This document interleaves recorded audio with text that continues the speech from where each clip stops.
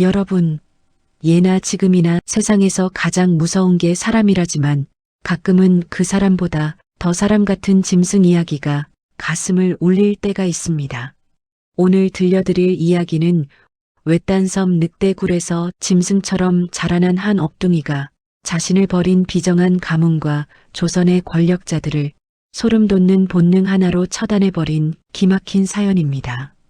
산속의 괴물이라 손가락질 받던 이 청년이 도성 한복판에 나타나 십수년 전 자신의 부모를 죽음으로 몰아넣은 원수들의 목줄을 죄는 순간 온 조정은 공포에 휩싸이게 되는데요.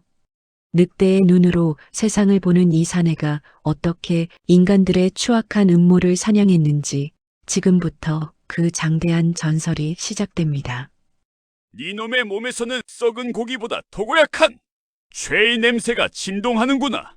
수백 명의 하객이 모여 흥청망청 술판을 벌이던 호조판서의 환갑잔칫날, 난데없이 나타난 한 사내의 외침에 풍악 소리가 뚝 끊겼습니다. 비단옷을 걸친 판서의 목에 서늘한 칼날을 들이대니는 다름 아닌 도성 사람들 모두가 숲의 미친놈이라 부르며 피하던 그 업둥이였습니다. 판서는 사르르 떨리는 목소리로 이놈, 내가 감히 누구인 줄 알고 이러느냐라며 발악했지만 사내의 형형한 안광 앞에서는 쥐죽은 듯 조용해질 수밖에 없었지요. 사내의 눈은 이미 인간의 것이 아니었습니다. 그것은 어둠 속에서도 진실을 꿰뚫어보는 맹수의 눈이었으니까요. 하객들은 숨도 제대로 쉬지 못한 채 벌벌 떨었고 그 자리에 있던 고위 관료들조차 감히 나서지 못했습니다. 사내가 내뿜는 살기는 그야말로 100마리 맹수가 한꺼번에 으르렁거리는 것처럼 무시무시했으니까요.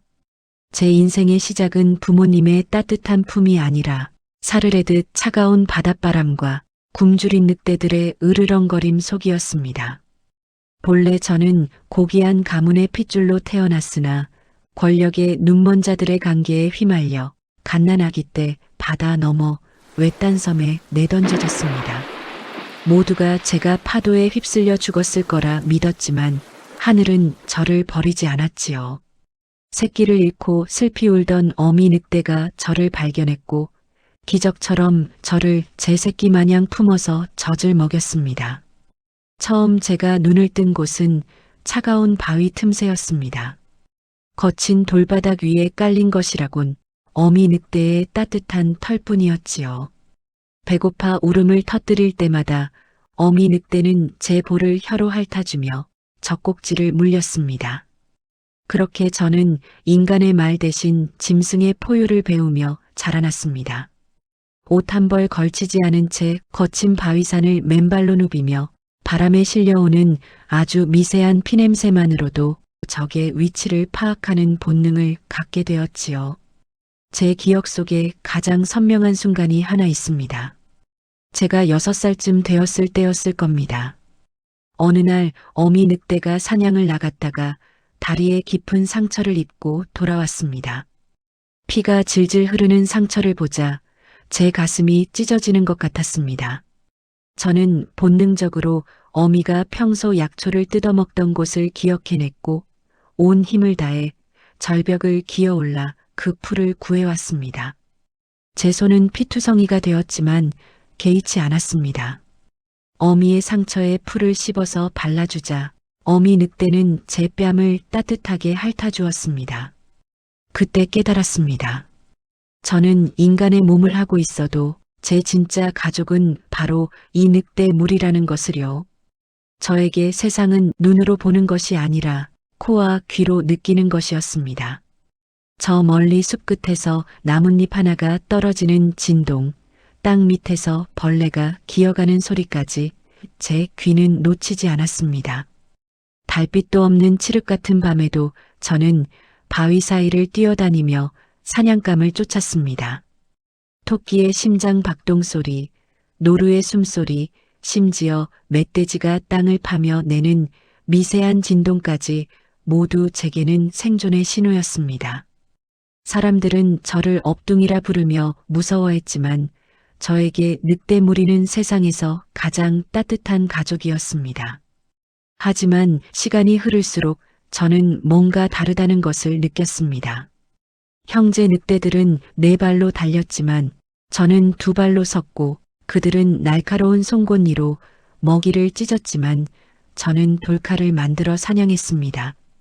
달이 뜨는 밤이면 저 혼자 물가에 비친 제 모습을 바라보며 생각했습니다. 나는 대체 무엇이란 말인가? 늑대도 아니고 인간도 아닌 이 존재는 무엇이란 말인가? 그러던 어느 날 평생 섬에서 짐승으로 살았을 제 운명을 바꾼 사건이 일어났습니다. 폭풍우가 몰아치던 밤, 섬에 표류한 한 노인을 발견한 것이지요. 파도에 휩쓸려 온 그분은 정신을 잃은 채 백사장에 쓰러져 있었습니다. 늑대 무리는 낯선 인간의 냄새에 으르렁거렸지만 저는 이상하게도 그분을 그냥 지나칠 수가 없었습니다. 제 안에 잠들어 있던 인간의 본성이 깨어난 것이었을까요? 저는 노인을 동굴로 옮기고 제가 사냥한 고기를 구워드렸습니다. 사흘 만에 정신을 차린 노인은 저를 보고도 놀라지 않았습니다. 오히려 저의 형형한 눈빛을 한참 들여다보시더니 조용히 말씀하셨습니다. 짐승으로 살기엔 내 운명이 너무도 가혹하구나. 네가 잃어버린 인간의 길을 내가 열어주마. 그분은 평범한 노인이 아니라 세상의 이치를 깨달은 절세 고수였습니다. 그분은 저의 눈빛 속에서 사나운 맹수의 기운과 함께 억울하게 죽어간 누군가의 깊은 원한을 보셨다고 합니다. 노인은 섬에 머물며 저를 가르치기 시작했습니다. 처음에는 말을 배웠습니다. 저는 태어나서 한 번도 인간의 말을 해본 적이 없었기에 혀를 놀리는 것조차 낯설었습니다. 하지만 늑대의 울음소리로 수십 가지 감정을 표현하던 저였기에 말을 익히는 것은 생각보다 빠르게 이루어졌습니다. 그 다음은 글이었습니다. 노인은 모래밭에 글자를 그려가며 천자문을 가르쳤고 저는 밤낮으로 그것을 외웠습니다. 하지만 가장 중요한 것은 무예였습니다. 노인은 제게 말씀하셨습니다. 너는 이미 짐승의 본능을 가지고 있구나. 그 본능에 인간의 기술을 더하면 이 세상 그 누구도 너를 막을 수 없을 거야.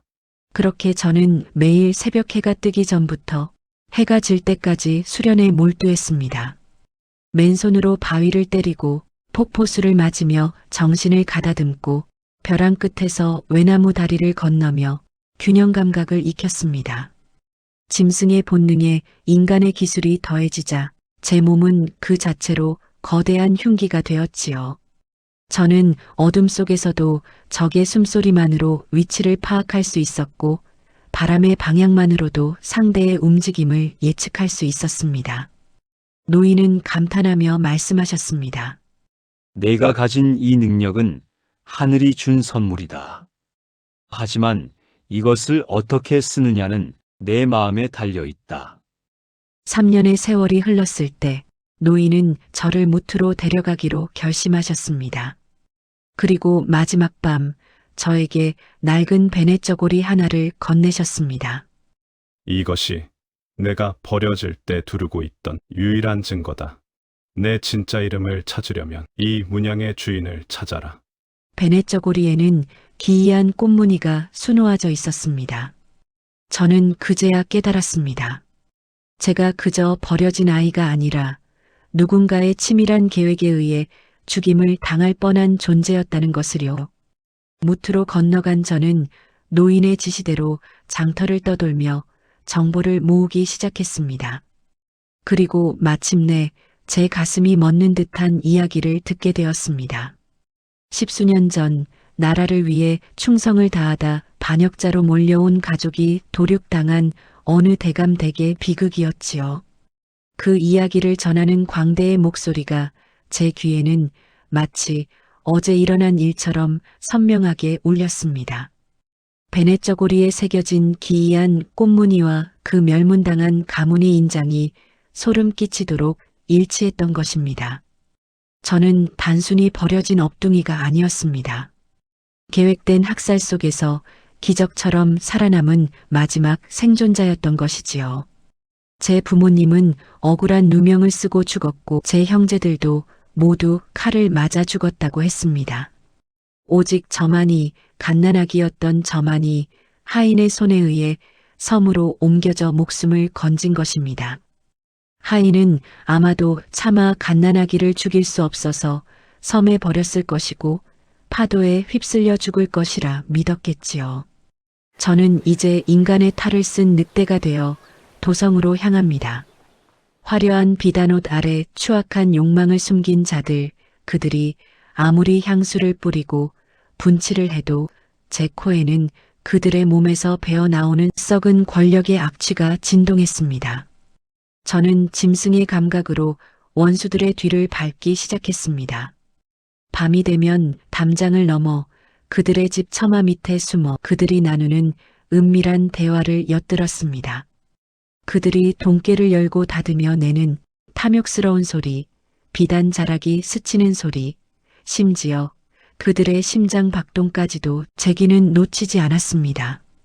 첫 번째 사냥감은 제 부모님을 모함해 그 자리를 꿰찬 호조판서 조말생이었습니다.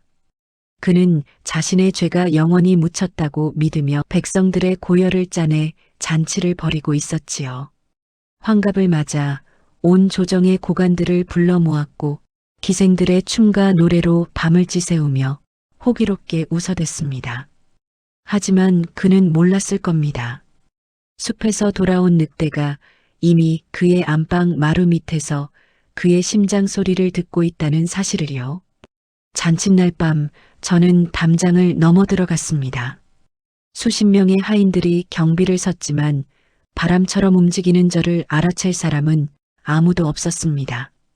저는 처마 위에 숨어 때를 기다렸습니다. 판서가 술에 취해 비틀거리며 마당으로 나왔을 때 저는 순식간에 뛰어내려 그의 목에 칼을 들이댔습니다. 그리고 외쳤습니다.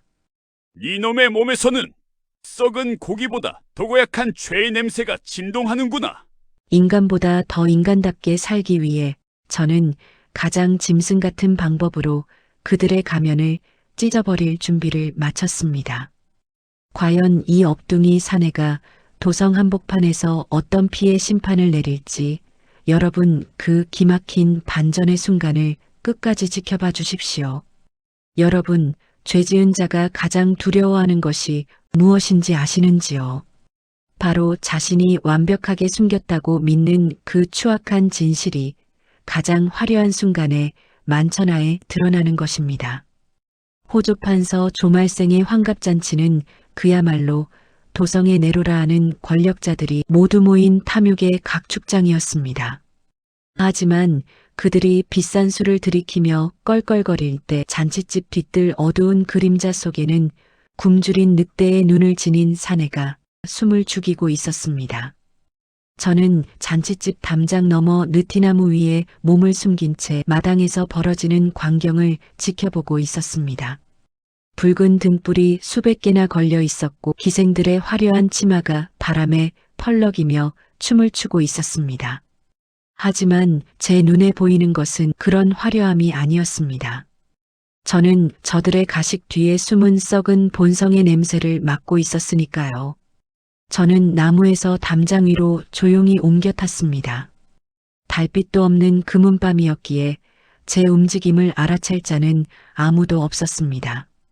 담장을 타고 이동하다 보니 별채에서 새어나오는 촛불빛이 보였습니다. 그곳에서는 판서와 몇몇 고관들이 은밀한 대화를 나누고 있었지요. 저는 처마 밑으로 몸을 낮추고 귀를 기울였습니다. 대감, 이번 곡식 매매로 떼어먹은 돈이 얼마나 돼요? 한 관리가 술잔을 기울이며 물었습니다. 판서가 비웃음을 지으며 대답했습니다. 허허, 국고에서 빼돌린 게 은자 3,000냥은 좋게 되지. 이번 흉년에 백성들이 곡식을 구하려 아우성이니 값을 3배로 올려 팔면 금방 1만 냥은 모을 수 있을 게야. 다른 관리가 낄낄거리며 맞장구 쳤습니다. 역시 대감의 수완은 귀신이 곡할 노릇이요. 그런데 혹시 임금께서 눈치채시진 않겠소? 판서는 코웃음을 쳤습니다. 임금? 그 양반은 서책이나 들여다보는 선비일 뿐이야. 우리가 장부만 잘 조작하면 평생 모를 것이네.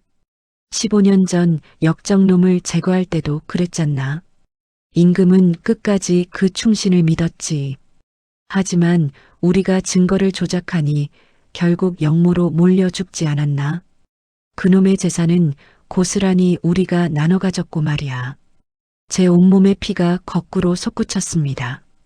15년 전 그날의 진실이 저 입에서 나오고 있었습니다. 저는 이를 악물고 주먹을 쥐었습니다.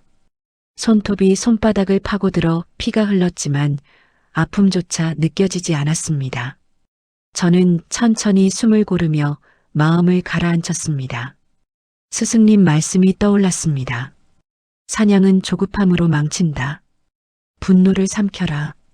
차가운 이성으로 적을 물어뜯어라. 저는 별채를 빠져나와 다시 본체 쪽으로 향했습니다. 잔치는 이제 막 절정에 이르고 있었습니다. 판서가 높은 자리에 앉아 임금님이 하사했다는 술잔을 높이 치켜들고 있었습니다. 만수무강, 부귀영화를 누리시길 빕니다. 하객들이 일제히 외쳤고 풍악 소리가 하늘을 찔렀습니다. 바로 그 순간이었습니다. 저는 지붕 위에서 마당 한복판으로 번개처럼 몸을 던졌습니다. 우당탕 소리와 함께 비싼 안주가 차려진 상이 박살났고 사람들은 비명을 지르며 흩어졌습니다. 먼지와 음식 찌꺼기가 사방으로 튀었고 기생들은 비단치마를 움켜쥔 채 뒤로 넘어졌습니다. 저는 천천히 일어나 판서를 똑바로 바라보았습니다.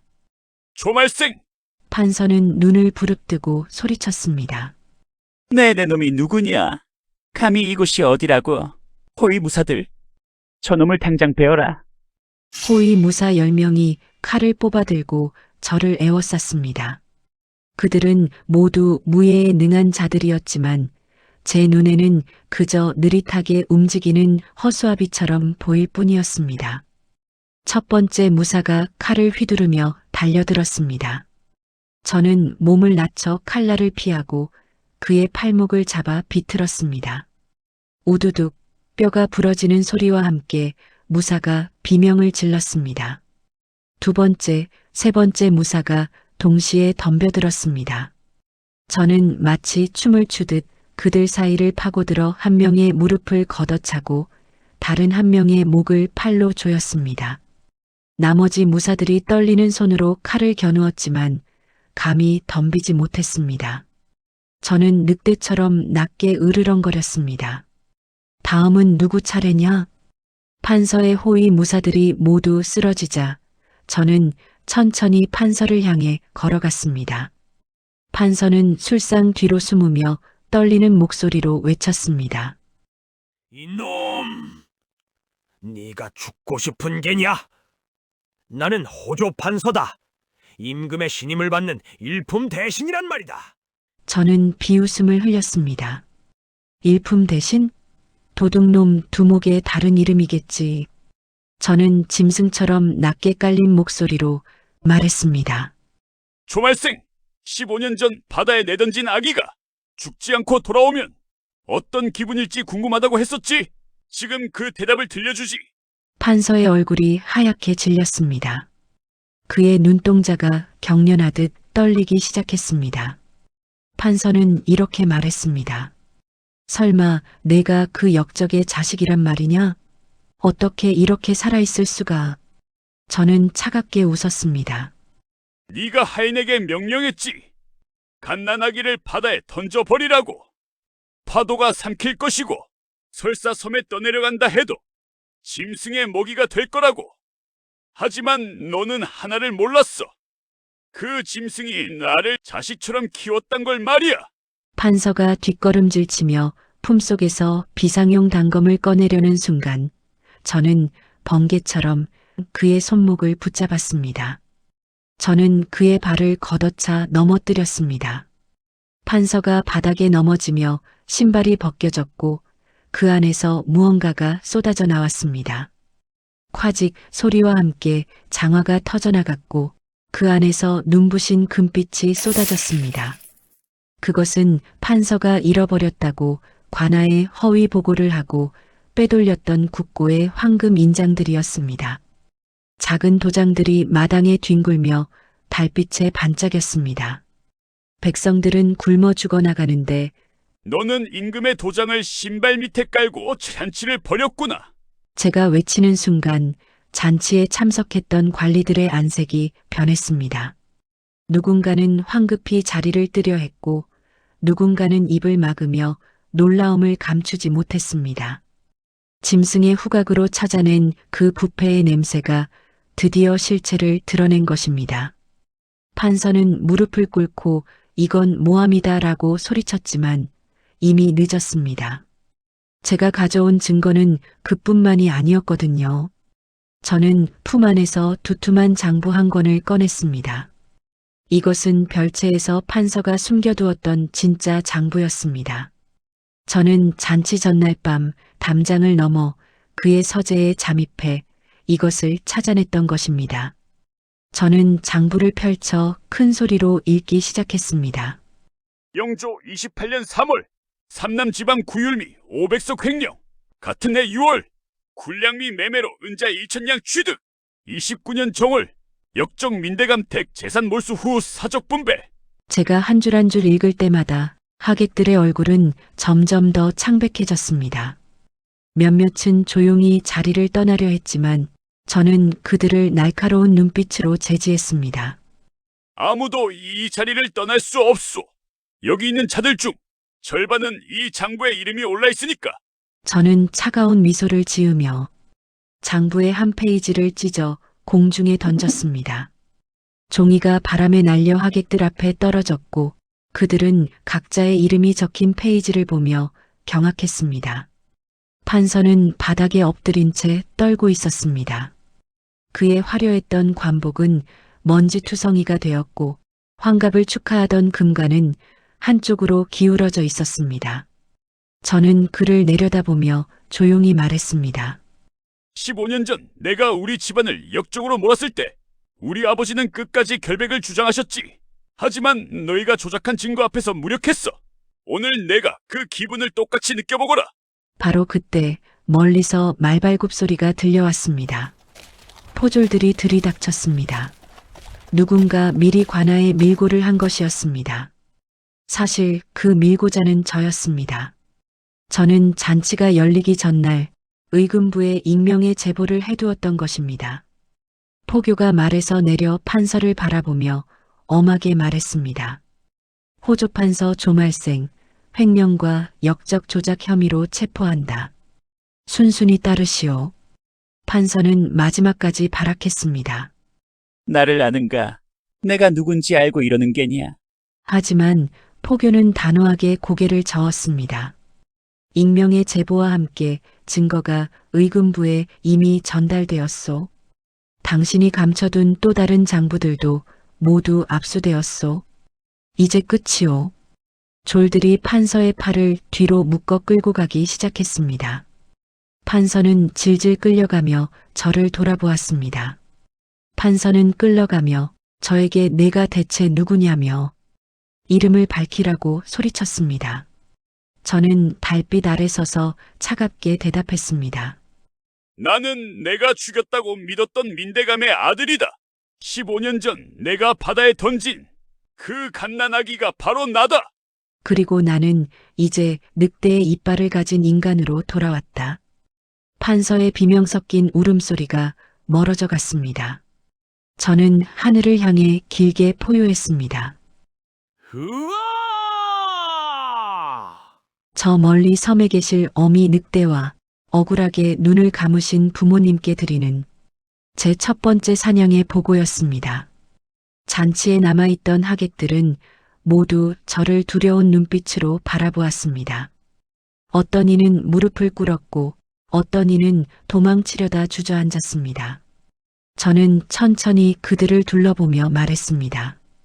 여기 계신 분들 중 15년 전 우리 가문을 멸문시키는데 동조한 자들이 있다는 것을 나는 안다. 장부의 이름이 적힌 자들은 각오하시오. 내 사냥은 이제 시작일 뿐이니까. 하지만 여러분, 이것은 정말로 시작일 뿐입니다. 판서 뒤에 숨은 더 거대한 악마, 제 가문을 멸문시킨 진짜 흑막이 궁궐 깊은 곳에서 저를 주시하고 있었으니까요. 그는 지금 이 순간에도 찻잔을 들고 미소 지으며 다음 수를 준비하고 있을 것입니다. 하지만 그도 모를 것입니다. 늑대는 한 번 물면 절대 놓지 않는다는 사실을 말입니다. 호조 판서가 끌려가며 도성이 발칵 뒤집혔지만 진짜 싸움은 이제부터 시작입니다. 쥐를 잡았더니 그 뒤에 숨어있던 호랑이가 이빨을 드러낸 격이지요. 판서를 꼭두각시처럼 부리며 제 가문을 도륙했던 진짜 원수, 조정의 실세인 영상대감이 드디어 움직이기 시작했습니다. 그는 자신의 치부를 아는 저를 살려둘 생각이 추호도 없었겠지요. 판서를 체포한 그날 밤, 저는 도성 외곽의 작은 초가집에 은신해 있었습니다. 스승님께서 미리 마련해 두신 안가였지요. 집은 작은 초가집이었지만 주변을 살피기에는 딱 좋은 위치였습니다. 뒷산이 병풍처럼 둘러싸고 있어 적이 접근하는 소리를 금방 알아챌 수 있었으니까요. 달빛조차 숨어버린 그날 밤, 저는 초가집 작은 방에서 잠을 청하고 있었습니다. 하지만 늑대에게 잠이란 인간의 그것과는 다릅니다. 몸은 쉬고 있어도 귀는 열려 있고 코는 공기의 미세한 변화를 감지하죠. 저는 언제나 반쯤 깨어있는 상태로 잠을 잤습니다. 그것이 섬에서 살아남기 위해 익힌 습관이었으니까요. 한밤중이었습니다. 정확히 인정 무렵 저는 이상한 기운을 느꼈습니다. 평소라면 들려야 할 풀벌레 소리가 갑자기 뚝 끊어진 것입니다. 귀뚜라미도 개구리도 모든 밤의 생명들이 일제히 입을 다물었습니다. 이것은 포식자가 나타났을 때 벌어지는 현상이었습니다. 저는 눈을 번쩍 떴습니다. 어둠 속에서 검은 그림자들이 움직이고 있었습니다. 하나, 둘, 셋, 15, 정확히 15명이었습니다. 그들은 소리도 없이 집을 포위하고 있었습니다. 평범한 사람이라면 절대 알아챌 수 없었을 것입니다. 하지만 제 귀에는 그들의 숨소리가, 그들의 심장 박동 소리가 또렷하게 들렸습니다. 저는 재빨리 몸을 옮겼습니다. 이불 속에 나무 토막과 옷가지를 채워 넣어 마치 사람이 자고 있는 것처럼 만들었습니다. 그리고 천장 들보 위로 몸을 날렸습니다. 바로 그 순간이었습니다. 슉슉슉.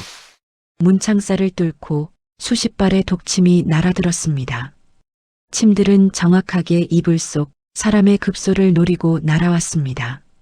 만약 제가 그 자리에 있었다면 벌집이 되어 즉사했을 것입니다. 침에는 독이 발라져 있었습니다. 저는 들보 위에서 침 끝에 검은 빛을 보고 알 수 있었습니다. 문이 벌컥 열리며 검은 복면의 사내들이 우르르 몰려들어왔습니다. 그들은 영상대감이 키운 비밀 자객단, 그림자 살수였습니다. 조정에서도 그 존재를 아는 이가 드물다는 전설의 암살자들이었지요. 그들은 이불을 향해 칼을 꽂았습니다. 하지만 느낌이 이상했을 것입니다. 사람의 살이 아닌 나무 토막의 딱딱한 감촉이었으니까요. 살수 우두머리가 낮은 목소리로 외쳤습니다. 속았다. 위를 봐라! 하지만 이미 늦었습니다. 저는 들보 위에서 아래로 몸을 던지며 가장 가까운 자객의 목덜미를 낚아챘습니다. 뼈가 부러지는 소리와 함께 자객이 쓰러졌습니다. 인간의 발소리는 죽일 수 있어도 내 놈들의 심장 박동까지는 숨기지 못했구나. 저는 어둠 속에서 자객들을 노려보며 낮게 으르렁거렸습니다. 제 눈은 어둠 속에서도 모든 것을 볼 수 있었습니다. 자객들의 놀란 표정, 그들이 쥔 칼의 각도, 심지어 그들의 동공이 흔들리는 것까지 말입니다. 14명의 자객이 일제히 저를 향해 달려들었습니다. 그들은 훈련된 살수답게 대형을 갖추며 포위망을 좁혀왔습니다. 앞에서 셋, 뒤에서 셋, 양옆에서 각각 넷씩 완벽한 포위였습니다. 평범한 무사라면 도망칠 틈도 없이 난도질 당했을 것입니다. 하지만 저는 늑대였습니다. 늑대는 포위당했을 때 어떻게 하는지 아십니까? 가장 약한 고리를 찾아 그곳을 먼저 치는 것입니다. 저는 순식간에 오른쪽 자객 중 가장 왼쪽의 선자를 노렸습니다. 그의 호흡이 다른 이들보다 미세하게 빨랐고 칼을 쥔 손이 미세하게 떨리고 있었습니다. 경험이 적은 자였습니다. 저는 번개처럼 그에게 달려들었습니다.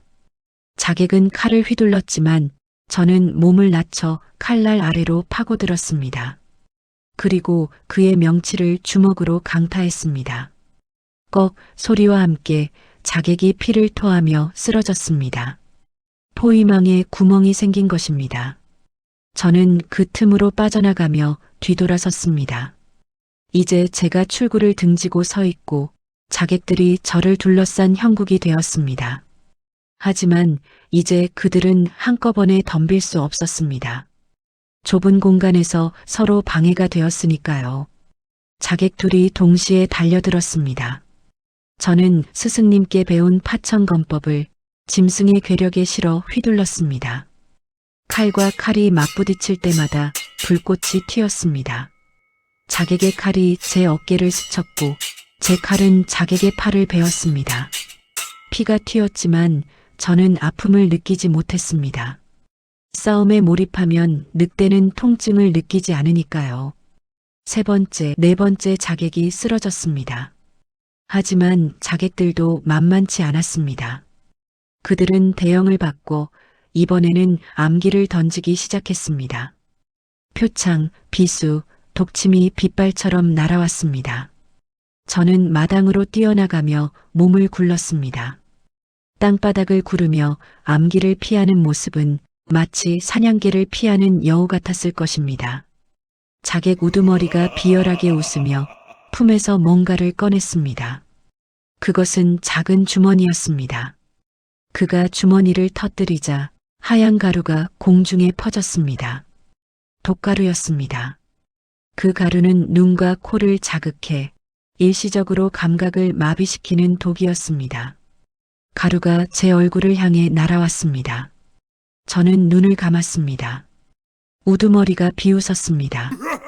이제 끝이로다. 눈을 감으면 어찌 싸우겠느냐. 하지만 그는 몰랐습니다. 저에게 눈이란 감각의 일부일 뿐이라는 것을요.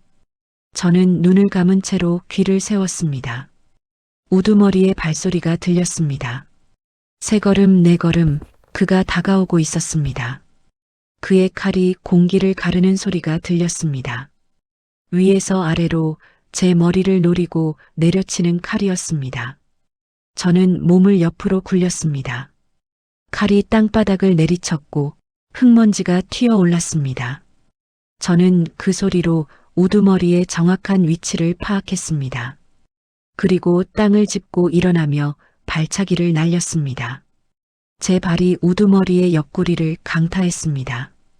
우두머리가 신음하며 뒤로 밀려났습니다. 저는 천천히 눈을 떴습니다. 눈물이 흘러내렸지만 시야는 점점 돌아오고 있었습니다. 우두머리는 믿을 수 없다는 표정으로 저를 바라보았습니다. 눈을 감고도 어떻게 내 위치를 알았느냐? 저는 차갑게 웃었습니다. 내 놈의 심장 소리가 들렸다. 두려울 때 심장은 더 빨리 뛰지. 내 놈은 겉으로는 여유를 부렸지만 속으로는 두려워하고 있었다. 그 두려움이 내 심장을 팔팔 끓게 만들었고 나는 그 소리를 들었다. 남은 자객들이 하나둘 쓰러졌습니다. 결국 우두머리 혼자만 남았습니다. 그는 뒷걸음질 치며 달아나려 했습니다. 하지만 저는 그보다 빨랐습니다. 저는 그의 앞을 가로막고 칼끝을 그의 목에 겨누었습니다. 너를 보낸 자에게 전해라. 숲에서 온 늑대가 이제 그의 목줄을 사냥하러 갈 것이야. 제 목소리는 차갑고 낮았습니다. 우두머리는 벌벌 떨며 고개를 끄덕였습니다. 저는 그를 밀쳐냈고 그는 비틀거리며 어둠 속으로 사라졌습니다. 저는 마당에 쓰러진 자객들을 살폈습니다. 그들 중 한 명의 품에서 뭔가가 삐져나와 있었습니다. 저는 그것을 집어들었습니다. 피에 젖은 서찰한 조각이었습니다. 달빛 아래서 글씨를 읽어내려가던 저는 숨이 멎는 듯 했습니다. 서찰에는 15년 전 제 부모님을 역적으로 몰았던 그날 밤의 진짜 이야기가 적혀 있었습니다. 그것은 조작된 밀서의 원본이 어디에 숨겨져 있는지를 알려주는 지도였습니다. 영상 대감이 자객들에게 만약의 경우를 대비해 숨겨둔 것이었는데 그것이 오히려 제 손에 들어온 것입니다. 밀서는 지금 궁궐안 임금님이 계신 바로 옆 비밀서고에 숨겨져 있다는 사실이 적혀 있었습니다. 정확한 위치까지 그려져 있었습니다. 동궁 뒤편 금단의 정원, 그곳 연못 옆 석탑 안에 숨겨진 비밀 통로로 들어가면 서고가 나온다고 했습니다. 저는 서찰을 꽉 쥐었습니다. 이제 저는 한양 도성을 넘어 금단의 구역인 궁궐 안으로 뛰어들어야 합니다. 궁궐은 삼엄한 경비로 둘러싸여 있었습니다. 금군들이 밤낮으로 순찰을 돌고 담장마다 종이 달려 있어 누가 넘으면 바로 소리가 났습니다. 하지만 저에게는 선택의 여지가 없었습니다. 그날 밤의 진실을 밝혀내지 못하면 제 부모님의 억울함은 영원히 풀리지 않을 것입니다. 저는 하늘을 올려다보았습니다. 구름 사이로 달빛이 새어나왔습니다. 마치 길을 밝혀주는 것 같았습니다. 저는 상처투성이인 몸을 이끌고 일어섰습니다. 어깨에서 피가 흘렀지만 개의치 않았습니다. 늑대는 상처를 입어도 사냥을 멈추지 않으니까요. 저는 북쪽을 향해 걸음을 옮겼습니다. 궁궐이 있는 방향이었습니다. 과연 저는 삼엄한 경비를 뚫고 그날의 진실을 손에 넣을 수 있을까요? 금군들의 칼날 사이를 비집고 임금님조차 모르는 비밀 서구까지 잠입할 수 있을까요? 여러분, 늑대의 사냥은 이제 궁궐 안으로 이어집니다. 그리고 그곳에서 저는 상상도 못한 진실과 마주하게 될 것입니다. 여러분, 세상에서 가장 삼엄한 곳이 어디겠습니까? 바로 임금님이 계신 구중궁궐입니다. 높은 담벼락과 수천 명의 금군이 지키는 그곳에 이름 없는 업둥이 사내가 발을 들인다는 건 그 자체로 목숨을 내놓은 도박이었지요. 하지만 저는 평범한 인간이 넘지 못하는 담장을 짐승의 근력으로 가볍게 뛰어넘기로 결심했습니다. 객들과의 싸움을 마친 저는 궁궐을 향해 달렸습니다. 상처에서 피가 흘렀지만 멈출 수 없었습니다. 새벽이 오기 전에 궁궐에 도착해야 했습니다. 해가 뜨면 경비가 삼엄해져 잠입이 불가능해지니까요. 궁궐 외곽 담장에 도착한 것은 축시 무렵이었습니다. 담장은 3길이 넘게 높았고 꼭대기에는 날카로운 쇠창살이 박혀 있었습니다. 평범한 사람이라면 올라갈 엄두조차 내지 못했을 것입니다. 하지만 저는 섬에서 절벽을 타고 오르내리며 자랐습니다. 맨손으로 바위를 움켜쥐고 오르는 것이 제게는 숨쉬는 것만큼이나 자연스러웠습니다. 저는 담장의 틈새를 찾았습니다. 돌과 돌 사이 아주 미세한 홈이 있었습니다. 손가락 하나 들어갈 정도의 작은 틈이었지만 저에게는 충분했습니다. 저는 손가락 끝에 힘을 주고 몸을 끌어올렸습니다. 하나, 둘, 셋, 천천히, 그러나 확실하게 담장을 타고 올랐습니다. 담장 꼭대기에 올라서자 궁궐 안이 한눈에 들어왔습니다. 수많은 정각들이 달빛 아래 고요히 잠들어 있었고 군데군데 횃불이 타오르며 순찰병들의 위치를 알려주고 있었습니다. 저는 귀를 세우고 그들의 움직임을 파악했습니다. 오른쪽에서 3명, 왼쪽에서 2명, 모두 일정한 간격으로 움직이고 있었습니다. 저는 순찰병들의 발소리가 가장 멀어지는 순간을 노려 담장 안으로 몸을 날렸습니다. 소리 없이 착지했습니다. 마치 고양이처럼 부드럽게 말입니다. 저는 즉시 처마 그늘 아래로 몸을 숨겼습니다. 차갑게 식은 궁궐의 공기, 여기저기서 피비린내가 진동하는구나. 제 코는 속이지 못합니다. 화려한 단청과 비단옷 아래 숨겨진 권력의 시체 냄새를 말이죠. 이곳에서 얼마나 많은 음모가 꾸며졌을까요? 얼마나 많은 충신들이 억울하게 죽어갔을까요? 저는 자객의 서찰에서 본 비밀 서고를 향해 그림자처럼 움직였습니다. 발소리는 죽였고 숨소리는 바람에 섞었습니다. 정각과 정각 사이를 이동할 때마다 순찰병들의 위치를 확인했습니다.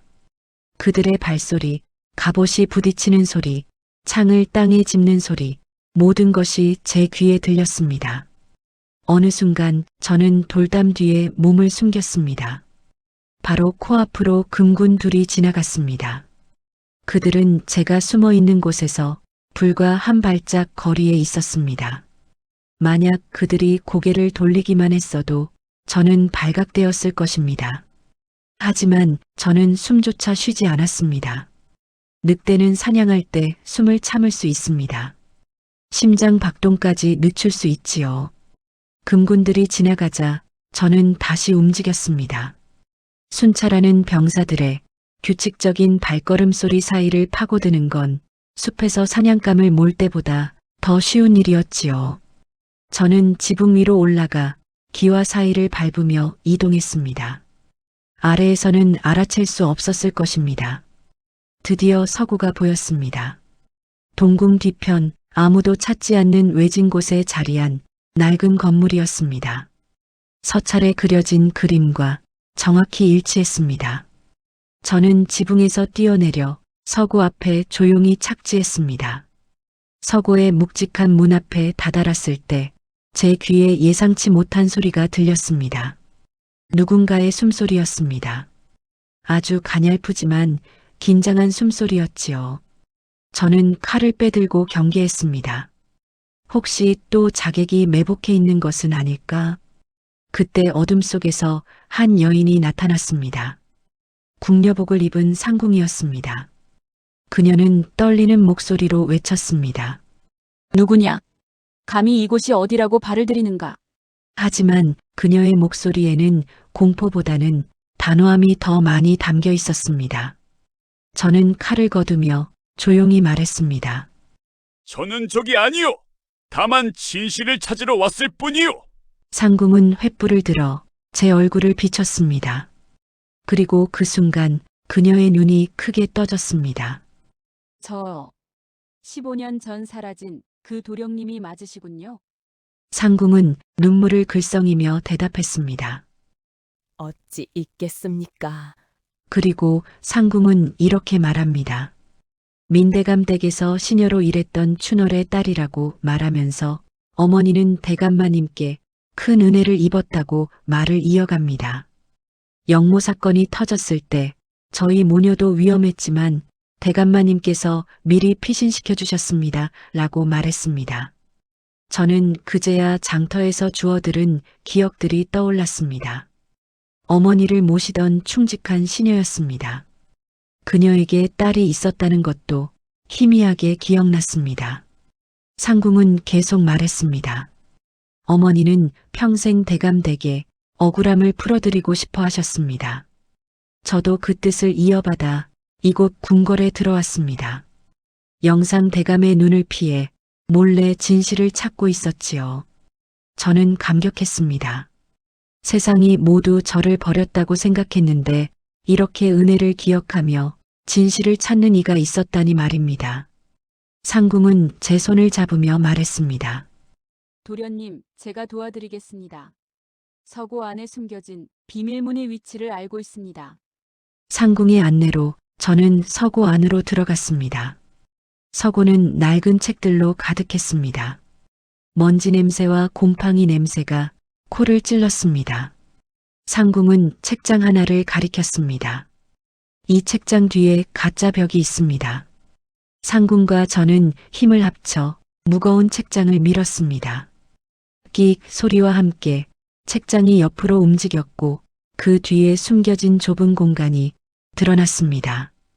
그곳에는 작은 철제 상자 하나가 놓여 있었습니다. 자물쇠로 잠겨 있었지만 저는 자객에게서 빼앗은 칼로 자물쇠를 부러뜨렸습니다. 땅 소리와 함께 자물쇠가 떨어졌습니다. 상자를 여는 순간 제 손이 파르르 떨렸습니다. 15년 동안 기다렸던 순간이었습니다. 상자 안에는 낡은 문서들이 가득했습니다. 저는 떨리는 손으로 그것들을 하나씩 꺼냈습니다. 첫 번째 문서는 가짜 밀서였습니다. 제 아버지가 반역을 도모했다는 내용이 적혀 있었습니다. 하지만 자세히 보니 필체가 여러 군데 이어붙여진 흔적이 역력했습니다. 조작된 것이 분명했습니다. 두 번째 문서는 영상 대감이 직접 쓴 지시문이었습니다. 거기에는 민대감을 제거하고 그 재산을 나눠 가지라는 내용이 적혀 있었습니다. 세 번째 문서를 펼쳤을 때 저는 숨이 멎는 듯 했습니다. 그것은 제 아버지가 마지막으로 쓴 상소문이었습니다. 붓글씨가 떨려 있었고 곳곳에 눈물 흔적으로 얼룩져 있었습니다. 아버지는 그 상소문에서 자신의 결백을 주장하고 가족들만은 살려달라고 애원하고 있었습니다.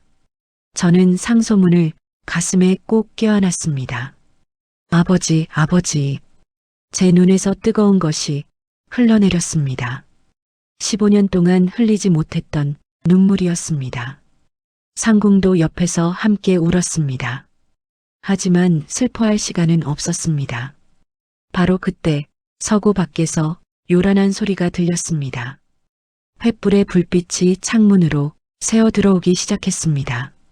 서구에 침입자가 있다. 한 놈도 살려보내지 마라. 영상 대감의 목소리였습니다. 그가 직접 군사들을 이끌고 온 것입니다. 이것은 덫이었습니다. 영상 대감은 제가 이곳에 올 것을 예상하고 있었던 것입니다. 자객의 품에 서찰을 일부러 숨겨둔 것도 저를 이곳으로 유인하기 위함이었습니다. 저는 상궁을 돌아보며 말했습니다. 당신은 여기 있으시오. 저 혼자 빠져나가겠소. 하지만 상궁은 고개를 저었습니다. 아닙니다. 저도 함께 가겠습니다. 어머니의 뜻을 이루려면 제가 증인이 되어야 합니다. 저는 상궁의 단호한 눈빛을 보고 고개를 끄덕였습니다. 저는 밀서를 품 안에 단단히 갈무리하고 창문을 박차고 나갔습니다. 유리가 깨지며 파편이 사방으로 튀었습니다. 저는 공중에서 한 바퀴 회전하며 지붕 위로 올라섰습니다. 상궁을 등에 업은 채였지만 제게는 무거움이 느껴지지 않았습니다. 수십 발의 화살이 저를 향해 날아왔습니다. 저는 지붕 위를 달리며 화살을 피했습니다. 기와가 부서지며 발밑에서 떨어져 나갔습니다. 아래에서는 금군들이 창을 들고 쫓아왔습니다. 저는 정각에서 정각으로 뛰어넘었습니다. 세 길, 네 길의 거리를 가볍게 뛰어넘었습니다. 늑대의 다리 근력은 상상을 초월합니다. 뒤에서 영상 대감이 고함쳤습니다. 놓치지 마라. 저놈을 잡아라.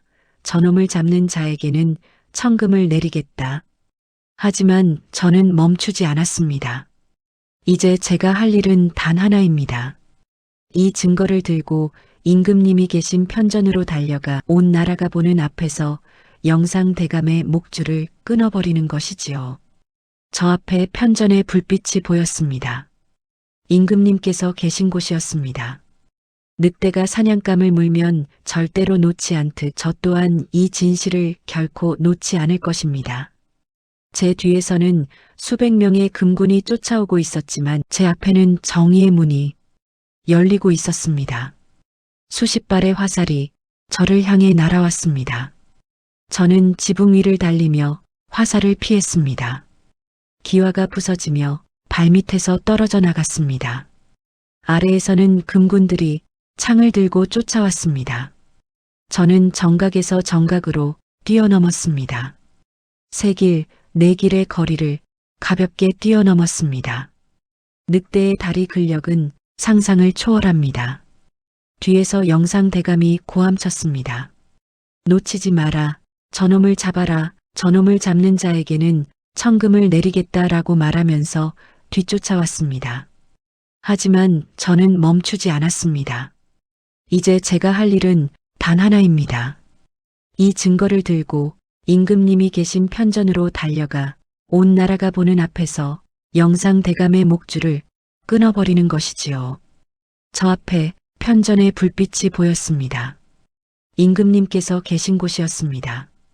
늑대가 사냥감을 물면 절대로 놓지 않듯 저 또한 이 진실을 결코 놓지 않을 것입니다.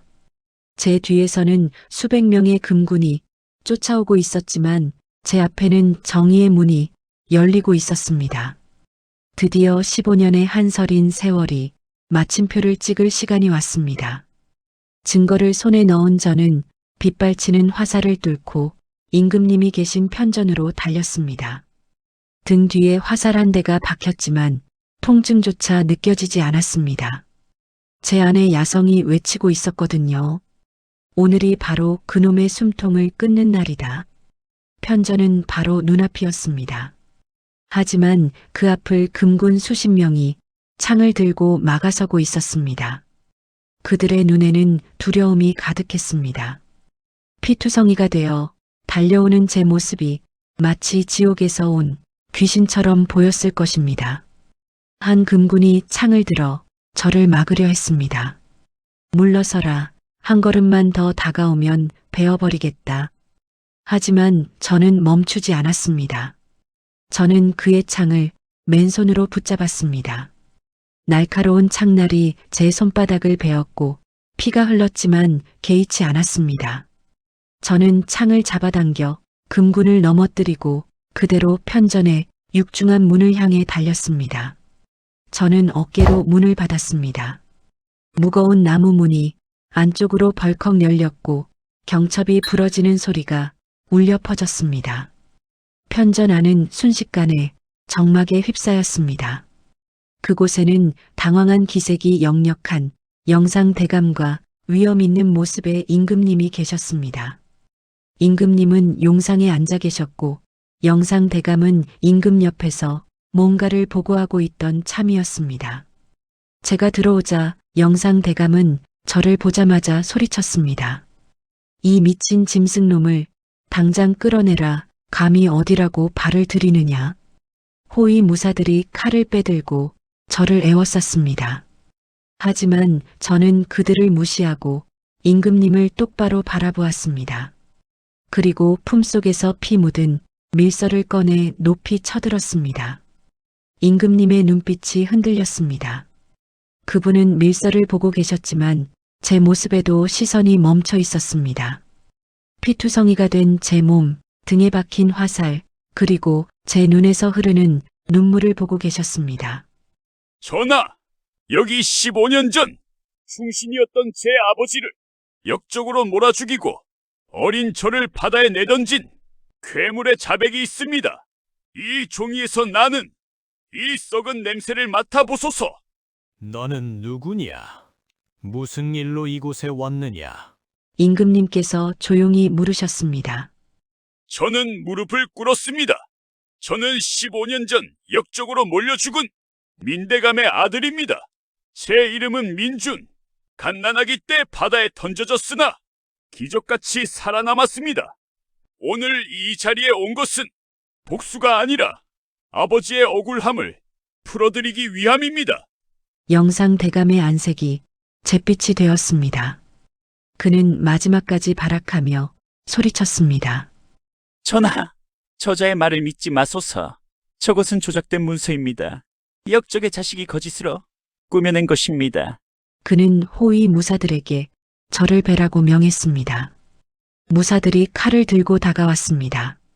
저는 영상 대감을 끌고 임금님 앞으로 갔습니다. 그리고 밀서를 임금님 앞에 펼쳤습니다. 전하, 직접 보소서. 이 필체가 누구의 것인지, 이 도장이 누구의 것인지 말입니다.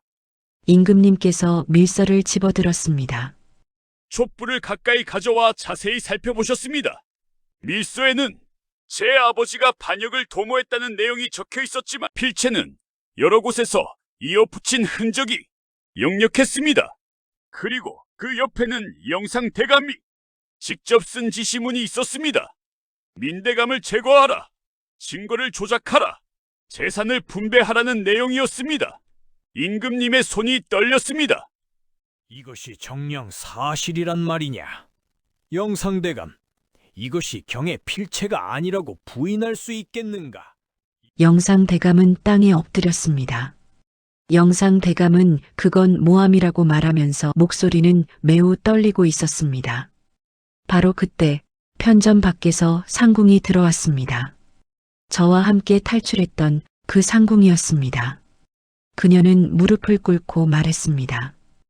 전하, 소인도 증언하겠습니다. 소인의 어머니는 민대감 댁에서 일했던 춘월입니다. 15년 전 그날 밤 영상대감이 금군들을 이끌고 민대감 댁을 습격했을 때 어머니는 모든 것을 목격했습니다. 영상대감은 민대감님께 영모를 자백하라며 고문했습니다. 하지만 민대감님은 끝까지 결백을 주장하셨습니다. 그러자 영상대감은 민대감님의 가족들을 모두 죽이라고 명령했습니다. 갓난 쌍둥이 도련님들까지 말입니다. 상궁은 떨리는 목소리로 계속 말했습니다. 임금님은 경악하셨습니다. 쌍둥이라니. 민대감에게 쌍둥이 아들이 있었단 말이냐? 상궁이 대답했습니다. 그렇습니다. 전하, 한 분은 바다에 던져졌고 다른 한 분은 그날 밤 화재 속에서 돌아가셨습니다. 하지만 바다에 던져진 도련님이 기적같이 살아 돌아오신 것입니다. 저는 품속에서 또 다른 증거를 꺼냈습니다. 그것은 제가 버려질 때 몸에 두르고 있던 베네저골이었습니다. 거기에는 민씨 가문의 문양이 수놓아져 있었습니다.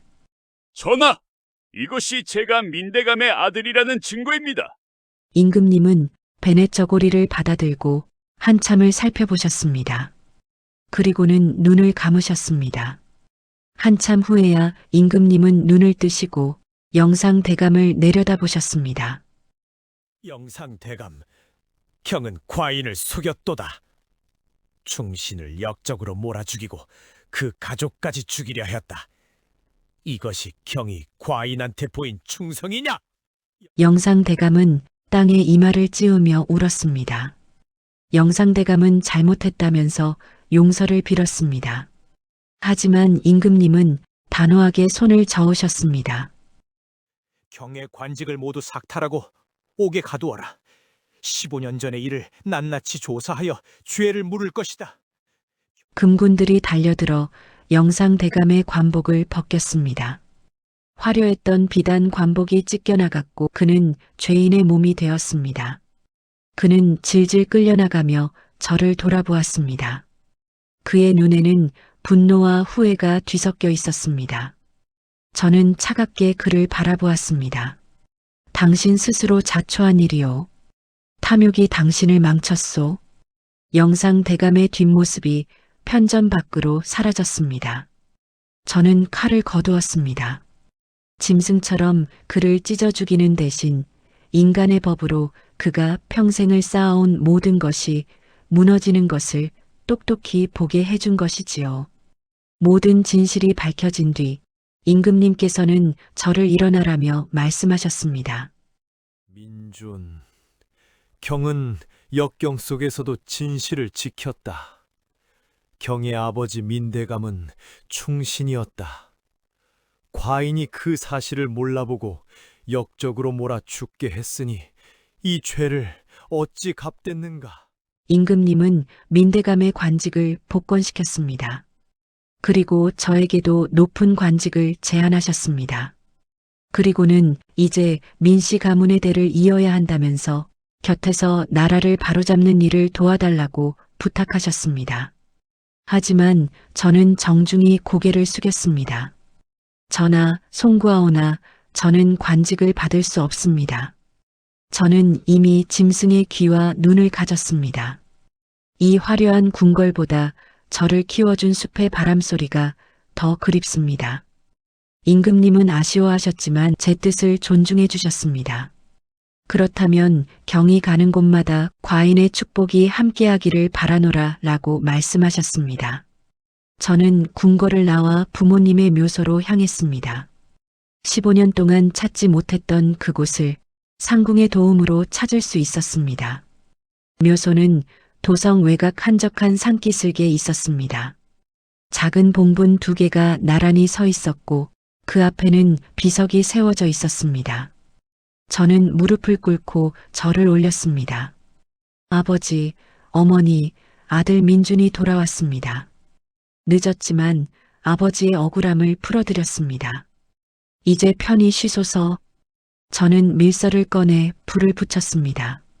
종이가 타오르며 제가 되어 하늘로 날아갔습니다. 마치 아버지의 원한이 풀려 승천하는 것 같았습니다. 저는 묘소 앞에서 하룻밤을 지새웠습니다. 별들이 총총히 빛나는 밤하늘 아래 저는 부모님께 그동안의 이야기를 들려드렸습니다. 섬에서 늑대와 함께 지낸 이야기, 스승님을 만나 무예를 익힌 이야기, 그리고 복수를 완성한 이야기를 말입니다. 다음 날 아침 저는 묘소에 마지막 절을 올리고 일어섰습니다. 이제 저를 기다리는 이들이 있었습니다.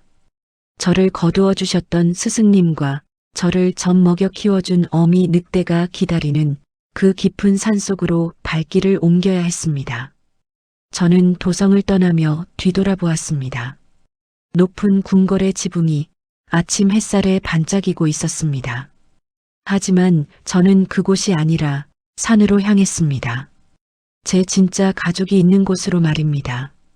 며칠을 걸어 섬에 도착했을 때 늙은 스승님이 저를 반겨주셨습니다. 수고했다. 이제 편히 쉬어라. 그리고 동굴 앞에는 어미 늑대가 기다리고 있었습니다. 저는 어미 늑대를 끌어안았습니다. 어미 늑대는 제 볼을 핥아주었습니다. 마치 어린 시절로 돌아간 것 같았습니다. 그날 밤 저는 보름달을 향해 길게 울부짖었습니다. 그것은 승리의 포효였고 감사의 포효였으며 자유의 포효였습니다. 멀리 도성에서도 그 소리가 들렸을 것입니다. 사람들은 말합니다. 도성에는 가끔 보름달이 뜨는 밤이면 인간보다 더 정의로웠던 한 사내의 포효가 들려온다고요. 사람은 속여도 하늘은 속이지 못한다는 그 전설 같은 이야기를 남긴 채 업둥이 소녀는 그렇게 다시 전설 속으로 사라졌습니다. 하지만 여러분, 진정한 정의는 화려한 궁궐이 아니라 우리 각자의 가슴 속에 있다는 것을 잊지 마십시오. 늑대의 아들이 그랬듯이 우리도 언제나 진실의 편에 서야 한다는 것을 말입니다. 이것으로 늑대의 아들 이야기를 마칩니다. 오늘의 민담 재미있게 들으셨나요? 더 많은 조선시대 이야기가 궁금하시다면 좋아요, 구독 버튼을 꾹 눌러주세요. 시청자분의 응원이 다음 이야기를 만드는 힘이 됩니다. 감사합니다.